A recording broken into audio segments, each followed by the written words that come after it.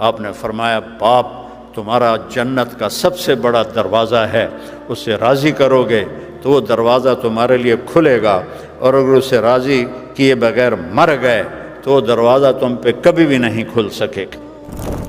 I T نہیں سمجھائے گی ماں باپ کیا ہوتے ہیں،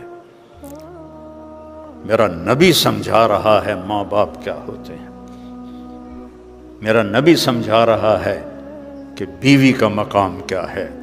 میرے نبی نے فرمایا کہ سب سے بہترین مسلمان وہ ہے جو بیوی کے ساتھ اچھا سلوک کرتا، اور آپ نے فرمایا میرا سلوک سب سے اچھا ہے اپنی بیویوں کے ساتھ، اور اظہار محبت کا حکم دیا کہ اپنی بیویوں سے محبت کا اظہار کرو، اور بیویاں اپنے خامن سے محبت کا اظہار کریں، ایک تپ جائے تو دوسرا برداشت کرے، دوسرا تپ جائے تو پہلا برداشت کرے، اس سے گھروں میں خوبصورتی آتی ہے، پیسوں سے گاڑیوں سے گھر میں خوبصورتی نہیں آتی۔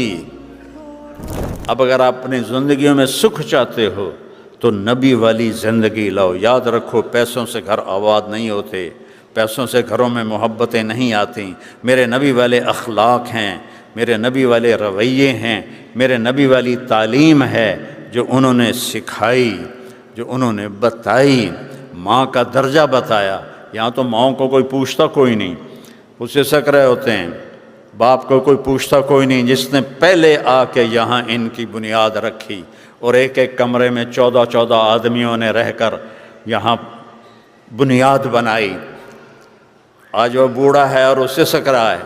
میرے نبی نے فرمایا کاش میری ماں زندہ ہوتی۔ سنو سارے غور سے، مائیں بھی بیٹھی ہیں، بیٹے بھی بیٹھے ہیں، بیٹیاں بھی بیٹھی ہیں، کاش میری ماں زندہ ہوتی اور میں عشاء کی نماز کے مصلی پہ کھڑا ہوتا۔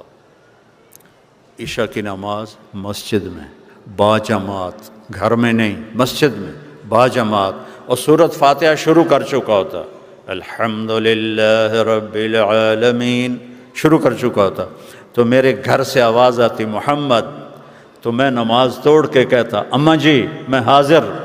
سبحان اللہ، میں حاضر، جاب جاب جاب، ٹائم کوئی نہیں، ٹائم کوئی نہیں، ٹائم کوئی نہیں۔ یہ ماں کا مقام بتایا۔ آپ جنت میں گئے،